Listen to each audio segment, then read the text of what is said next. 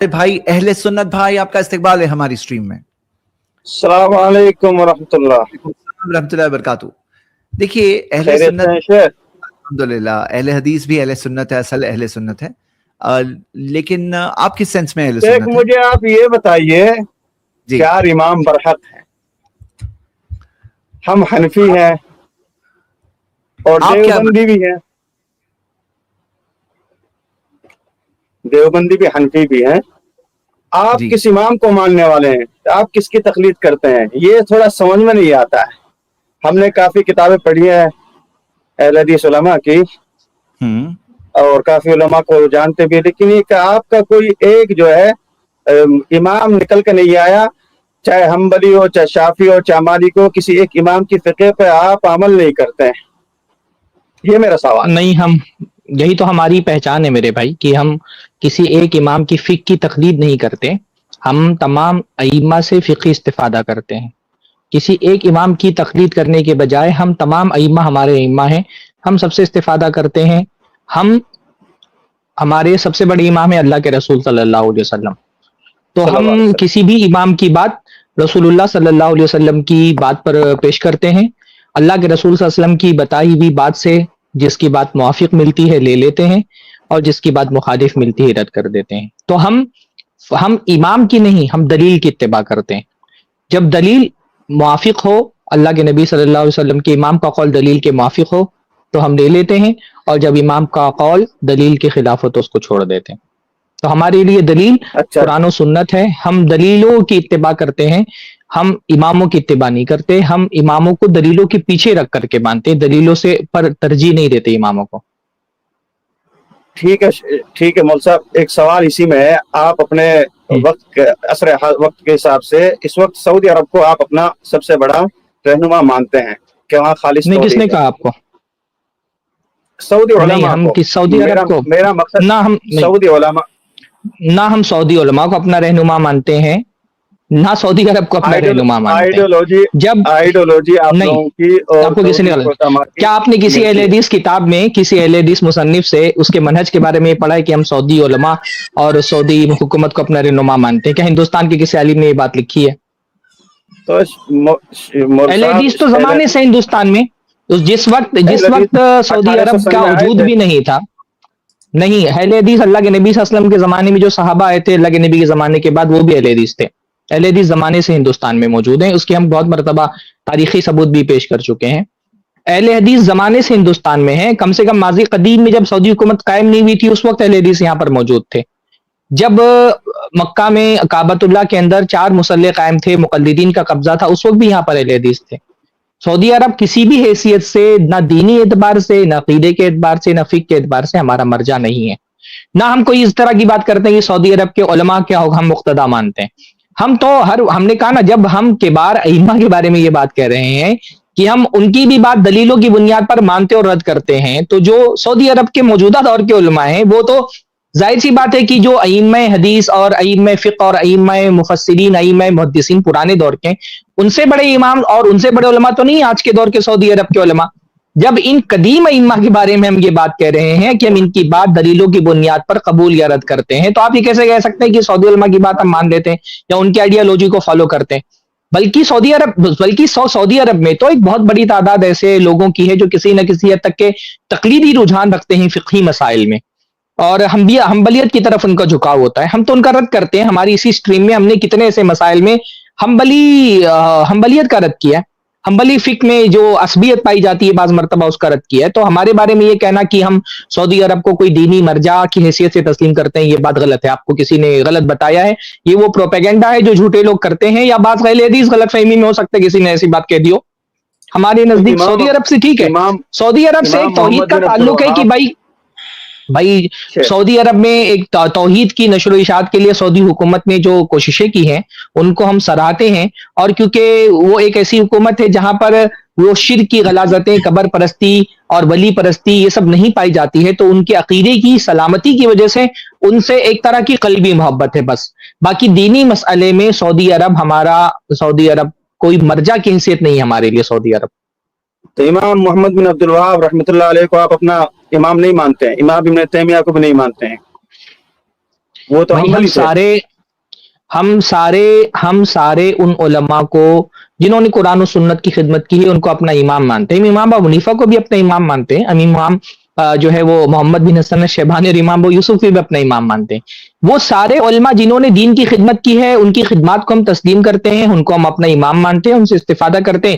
شیخ الاسلام ابن تیمیہ سے بھی استفادہ کرتے ہیں, شیخ محمد بن عبد الوہاب سے بھی استفادہ کرتے ہیں. ان میں سے کسی کو بھی ہم وہ درجہ نہیں دیتے جو حنفیہ امام ابو حنیفہ کو درجہ دیتے ہیں, جو شافعیہ امام شافعی کو درجہ دیتے ہیں, جو مالکی امام مالک کو درجہ دیتے ہیں, جو حنابلہ امام احمد ابن حنبل کو درجہ دیتے ہیں. وہ اعلیٰ درجہ ہم نہیں دیتے. ہم استفادہ تو سارے ہی معتبر مستند علماء سے کرتے ہیں, اور بلا شبہ شیخ الاسلام ابن تیمیہ سے بھی استفادہ کرتے ہیں, شیخ الاسلام محمد بن عبد الوہاب سے بھی استفادہ کرتے ہیں. پر ان میں سے کسی کا بھی ہمارے یہاں درجہ اس طرح سے مقتدا اور پیشوا کا نہیں ہے جیسے مقلدین کے اپنے اماموں کا ہوتا ہے کہ ہم ان کی بات کو حجت مانیں. ہمارے نزدیک ان میں سے کسی کی بھی بات حجت نہیں ہے.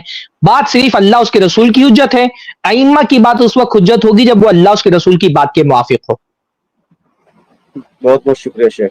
اور عقیدے میں تو ہم عقیدہ طحاویہ بھی تو پڑھتے ہیں, ہمارے مدارس میں پائی جاتی ہے.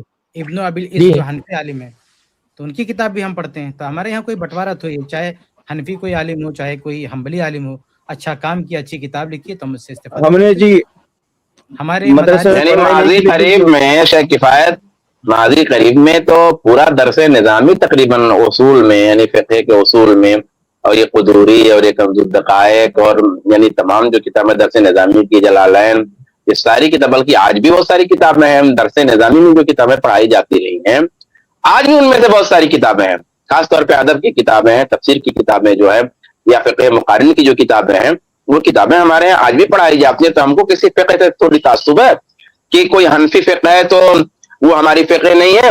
فقہ حنفی ان سے بھی ہم استفادہ کرتے ہیں, اور فقہ حنبلی سے بھی استفادہ کرتے ہیں, فقہ شافعی سے بھی, اور ہمارے مدارس میں پڑھائی جاتی رہی, اور آج بھی بہت ساری کتابیں پڑھائی جا رہی ہیں. اس وقت تھوڑا حنبلی فقہ کی بھی کتابیں ہیں, فقہ حنفی کی بھی کتابیں, کیونکہ وہ سب ہماری فقہ ہیں. بس جہاں پر قرآن و حدیث سے تصادم ہوگا وہاں ہم چھوڑ دیتے ہیں, جہاں موافقت ہے وہاں لے لیتے ہیں. اچھا, ہم اس بات کے بھی مخالف نہیں ہے کہ امام ابو حنیفہ رحمہ اللہ یا ائمہ اربعہ کے اقوال کو جمع کیا گیا, فتاوی کو یکجا کیا گیا, ان کی فقہ کو مدون کیا گیا, اس سے ہمیں کوئی اختلاف نہیں ہے. اختلاف اس بات سے ہے کہ ایک امام کی فقہ کو مدون کر کے اب پوری امت کے سر پہ وہی تھوپ دیں کہ یہی لے کے چلنا, یہ درست نہیں ہے. باقی 40 اہل علم کے فتاوی آپ مدون کریں, ان کی باتیں آپ لکھیں, ان سے ہم کو کوئی اعتراض نہیں ہے. 4 کیا آپ 40 امام کھڑا کر دیں کہ ان کے سارے فتاوی کو یکجا کریں, سارے اقوال کو یکجا کریں, ان کے اصولوں کو اکٹھا کریں, ان پر پوری بحث و تحقیق کریں, اس سے ہمیں کوئی اختلاف نہیں ہے. لیکن آپ کسی ایک امام کو لے کے پکڑ کے بیٹھ جائیں گے تو اس سے ہم کو اختلاف ہے. تو چاہے احناف ہوں چاہے حنابلہ ہوں, ہماری نسبت کسی کی طرف نہیں ہے. حنابلہ کی کتنے سارے, آپ سعودی عرب کی آپ مثال دیتے ہیں, وہاں کی کتنی ساری باتیں ہم نہیں مانتے. میں 1-2 کی گنا دیتا ہوں تاکہ آپ کو تسلی ہو جائے. حنابلہ کی تمام مساجد میں عیدین میں 2 خطبہ ہوتا ہے, اہل حدیث 1 خطبہ دیتے ہیں. حنابلہ پاؤں سے پاؤں نہیں ملاتے نماز میں, ہم پاؤں سے پاؤں ملاتے ہیں. حنابلہ دوسری رکعت میں تورک نہیں کرتے ہیں, ہم تورک کرتے ہیں. حنابلہ جلسے استراحت نہیں کرتے ہیں, ہم جلسے استراحت کرتے ہیں. حنابلہ سجدے میں جاتے ہیں تو پہلے پاؤں رکھتے ہیں, ہم پہلے ہاتھ رکھتے ہیں. ایسے بہت سارے مسائل ہیں جس میں ہم حنابلہ سے اختلاف رکھتے ہیں. کیسے آپ ہم کو ان کی طرف منسوب کر دیں گے؟ جی اہل سنت بھائی, یہاں پہ ہمارا یہی مسئلہ ہے کہ ہمارے یہاں التزام نہیں ملے گا, یعنی ہم نے کسی اور کو لازم نہیں پکڑ لیا کہ ہم اس امام کے ماننے والے ہیں, یہ فرا امام ابن تیمیہ رحمہ اللہ یا البانی یا شیخ بن باز کوئی بھی ہو, ہم ان کی بات کو لازم پکڑ کر کے نہیں کہتے, ہم ان کی بات کو نہیں چھوڑیں گے. وہ ہمارے لیے نہ کوئی ایسا مقلد کی حیثیت رکھتے ہیں کہ جن کی ہم تقلید کریں, اور ہم آپ کو بھی یہی دعوت دیتے ہیں کہ آپ استفادہ کریے نا ساروں سے, لیکن جب کسی کی بات قرآن و سنت سے ٹکرائے تو کیوں نہ آپ چھوڑ دو. ہم یہی نبی صلی اللہ علیہ وسلم سے محبت کرتے ہیں اور محبت سکھاتے ہیں کہ جب اللہ کے رسول صلی اللہ علیہ وسلم کا فرمان آ گیا, جو سامنے ہو سکتا ہے کوئی اور امام بتا رہے ہیں, کوئی اور بڑے عالم بتا رہے ہیں, لیکن ہمیں وہاں پر اللہ کے رسول صلی اللہ علیہ وسلم کی بات چھوڑ کر کسی اور کی بات کو نہیں لینا چاہیے, کسی حال میں نہیں لینا چاہیے. آپ کا کیا ماننا ہے؟ آپ اس بات کو مانتے ہیں؟ بات آپ کی ٹھیک ہے شیخ, میرا تھوڑا کنفیوژن یہ ہے مول صاحب کہ میں مدرسے میں پڑھا نہیں, میں نے کتابیں پڑھی ہیں, آپ کے اہل حدیث علماء کی بھی کتاب پڑھی ہیں, اور یہ کتابیں عربی علماء کی بھی میں نے پڑھی ہیں. تو مجھے جو ہے تھوڑا یہ شک, آپ کے علماء بھی ممبروں سے یہی بولتے ہیں کہ شیخ ابن باز نے یہ کہا, شیخ سعودیہ میں اہل حدیث رہتے ہیں, امام کعبہ اہل حدیث ہیں, جبکہ ہم اپنے مولویوں کے پاس جاتے ہیں وہ بولتے ہیں وہ سب حنبلی ہیں. کیسا آپ بول رہے ہیں؟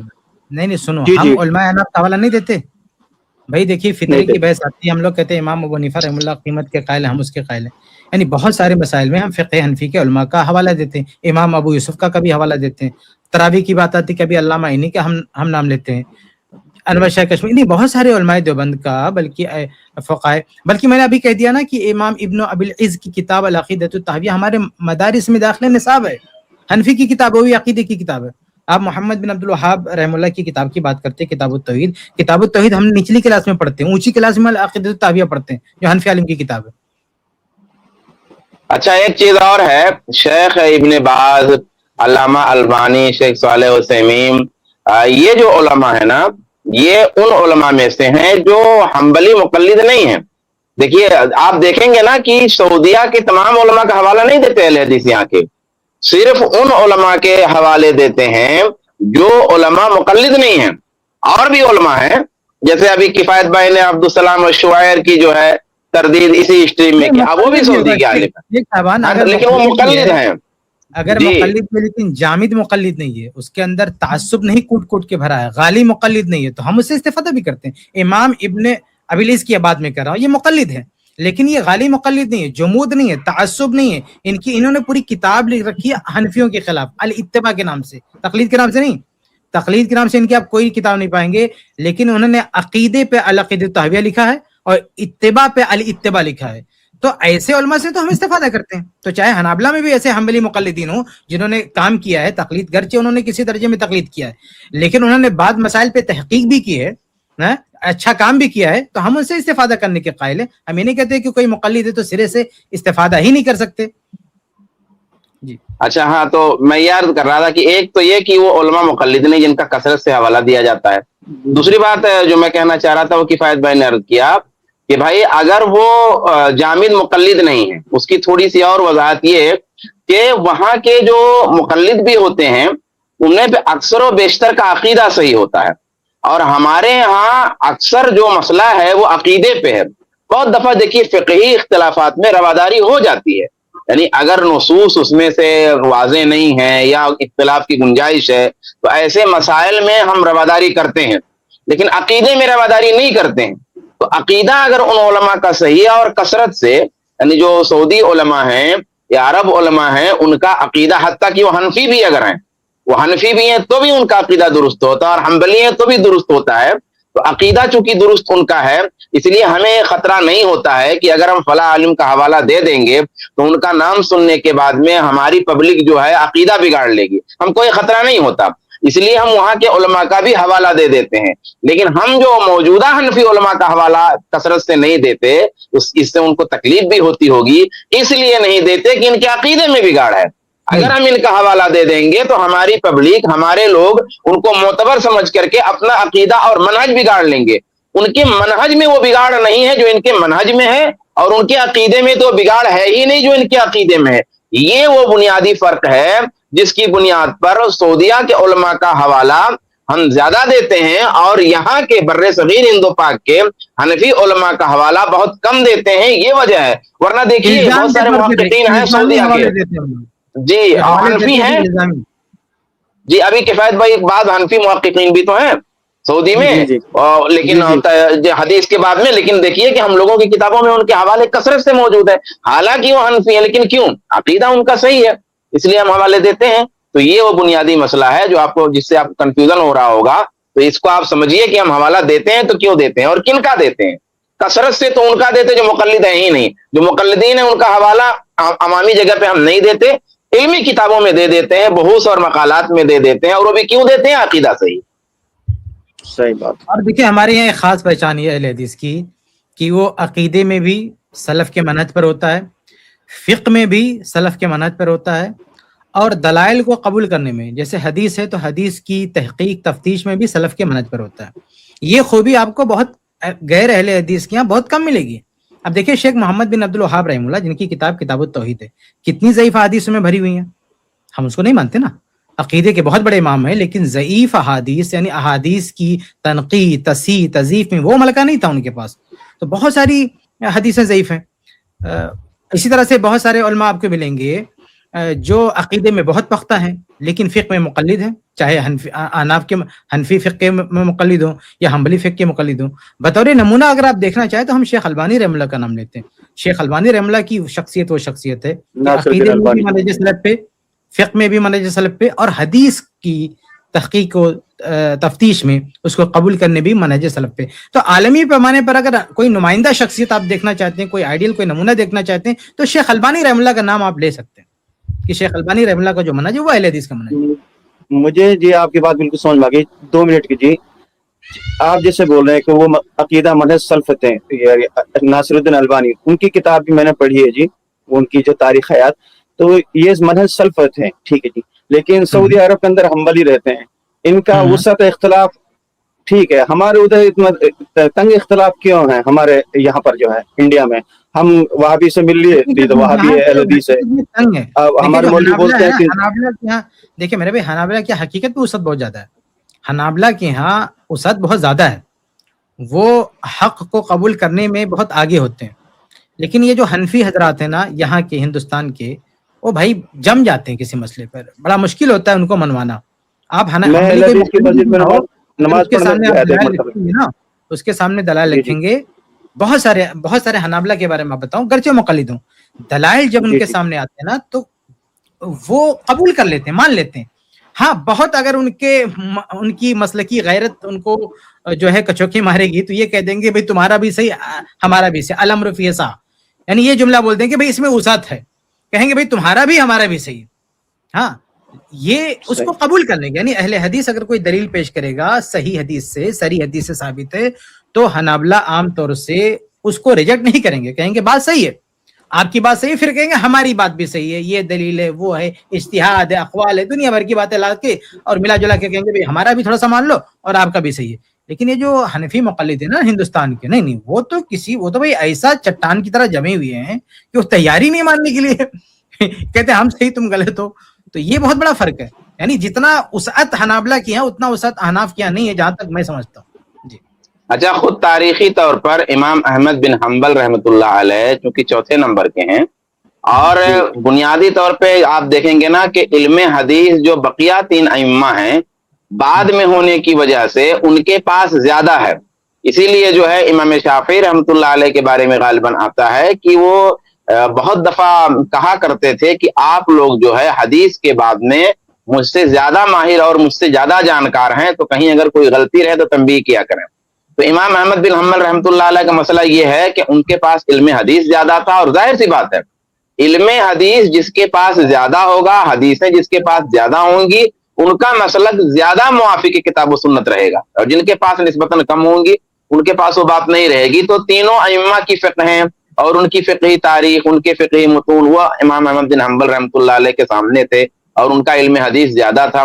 اس لیے ان کی جو فتاوی ہیں وہ بہت دفعہ جو ہے اقرب ہوتے ہیں کتاب و سنت کے، اور اسی وجہ سے ان کے جو ماننے والے، ان کے جو مقلدین ہیں، ان کے مقلدین میں تعصب دیگر تینوں فقہوں کے ماننے والوں کے مقابلے میں کم ہوتے ہیں یا بہت کم ہوتے ہیں. اور اس کی نظیر پہلے بھی تھی اور اس کی نظیر موجودہ زمانے میں بھی. آپ دیکھ لیں کہ آج اگر کسی مسئلے میں سعودی کے مقلدین علماء سے آپ اختلاف کریں گے تو وہ تانے آپ کو نہیں ملیں گے جو اب ہندوستان میں اگر آپ کسی فقہ حنفی کسی مسئلے سے اختلاف کرنے پہ تانے اور بحث و مباحثے ملیں گے. تو یہ فرق ہے. چلیے اہل سنت بھائی، امید کرتا ہوں آپ نے ہماری باتیں سمجھی ہوگی، کیونکہ ہوتا کیا ہے نا، جیسے ہم مسلمانوں کے بارے میں، جو غیر مسلمانوں میں بہت سارے غلط باتیں ہمارے بارے میں فیمس ہے کہ یہ مسلمان عورتوں کو حقوق نہیں دیتے ہیں، حالانکہ عورتوں کے لیے کتنے بڑے حقوق ہیں ہمارے دین میں ہم جانتے ہیں. اسلام آتنکواد سکھاتا ہے، حالانکہ اسلام میں امن سکھایا گیا یہ ہم جانتے ہیں، اور کتنی ساری امن والی تعلیمات ہیں. تو ویسے ہی اہل حدیثوں کے بارے میں نا لوگ بہت ساری غلط انفارمیشن پھیلا کے رکھے ہیں تاکہ لوگ ایسے ہی نفرت کریں اور آ کے بات نہ کریں. کم سے کم آپ نے آ کے ہمیں سوالات پوچھے اور باتیں واضح کرنے کا ہمیں بھی موقع ملا، اور امید کرتے ہیں کہ آپ کے نظر میں بھی بات صحیح ہوئی ہوگی، اور لوگوں تک جو آپ پہنچا سکو یا جو لوگ اس ویڈیو کو دیکھ رہے ہیں وہ لوگ بھی اس صحیح بات کو انشاءاللہ جان سکیں گے. لیکن ابھی یہ بتاؤ کہ بھائی آپ کیا مانتے ہو جو باتیں ہم نے آپ کے سامنے رکھی ہے، کیا آپ کو صحیح لگی؟ میں نے کتاب پڑھی عقیدہ ماتریدی اشعری، یہ تھوڑا صوفیانہ. میں تو جی منہج سلف یعنی سعودی جو ان کے علماء ہیں ان کو مانتا ہوں، جو آپ بتا رہے ہیں بالکل میں اسٹڈی بھی کر رہا ہوں. اور مجھے میرے خیال اچھا لگتا ہے، میں رفیدین بھی کر رہا ہوں اور سینے پر ہاتھ بھی باندھتا ہوں، جو حدیث میں امام بخاری رحمۃ اللہ علیہ کی لی اور تحت السرہ جو والی حدیث ہے ناف کے نیچے والی، وہ میں نے جو ہے میں تحقیق کر رہا ہوں. لیکن کیا کہ میں نے یہ چیز دیکھی ہے کہ اہل حدیث مولویوں کو، ہمارے جو مولوی صاحب مفتی صاحب ہیں گاؤں کے قریب کے بھی بہت سے بولتے ہیں یہ تو انگریز کی پیداوار ہے، یہ تو 1800 سن میں آئے، ان سے سوال مت کرو. جبکہ میں نے جی جی میرے خیال سے آپ کے بھی جی کئی یہ سوال بات ہو گئی، لیکن میرا ابھی چل رہا ہے الحمدللہ، میں باتوں مان رہا ہوں. بالکل نہیں بھائی، مجھے اہل بہت حدیث اچھی کی لگی آپ دعوت، بات. اہل حدیث کی دعوت آپ کو یہ تو پتہ ہے نا، اہل حدیث کب آئے کب نہیں آئے اس کی تحقیق کو چھوڑیں آپ. اتنا تو آپ کو جی پتہ جی ہے نا کہ قرآن اللہ کے رسول صلی اللہ علیہ وسلم پر نازل ہوا، بالکل حدیث اللہ کے رسول بس تک پہنچتی ہیں. ہماری دعوت جی اسی قرآن کی ہے جو 1400 سال پرانا ہے، ہماری دعوت اسی حدیث کی اتباع کی دعوت ہے جو 1400 سال پرانی ہے. تو جو 1400 سال پرانی چیز کی دعوت دے رہا ہے وہ نیا فرقہ کیسے ہو سکتا ہے؟ آپ اہل حدیث کب آئے کب نہیں آئے یہ آپ کی تحقیق کا موضوع ہی نہیں ہونا چاہیے. بھئی اہل حدیث دعوت کس بات کی دے رہا ہے؟ اہل حدیث دعوت دے رہا ہے قرآن کی بات مانو، اہل حدیث دعوت دے رہا ہے حدیثوں کی اتباع کرو. تو جب دلیل کی اتباع کی بات کی جا رہی ہے تو جس دلیل کی طرف لوگوں کو بلایا جا رہا ہے وہ تو 1400 سال پرانی ہے، اللہ کے رسول صلی اللہ علیہ وسلم کے زمانے کی ہے. اہل حدیث دعوت بھی اتنی ہی پرانی ہے، اتنے اللہ کے رسول کے زمانے کی ہے. آپ تحقیق کرتے رہیں انشاءاللہ تعالی. اہل حدیث کی دعوت کو اگر کوئی کہے کہ ایک لفظ میں بیان کرو تو اہل حدیث کی دعوت ایک لفظ میں ہے، تحقیق کی دعوت ہے. تحقیق کرو، دلیل کی اتباع کرو. بارک اللہ فیکم. جی جی. اللہ السلام. جزاک اللہ خیرہ. ہم نیکسٹ گیسٹ کو بہت لیتے بہت ہیں. شکریہ. بارک اللہ.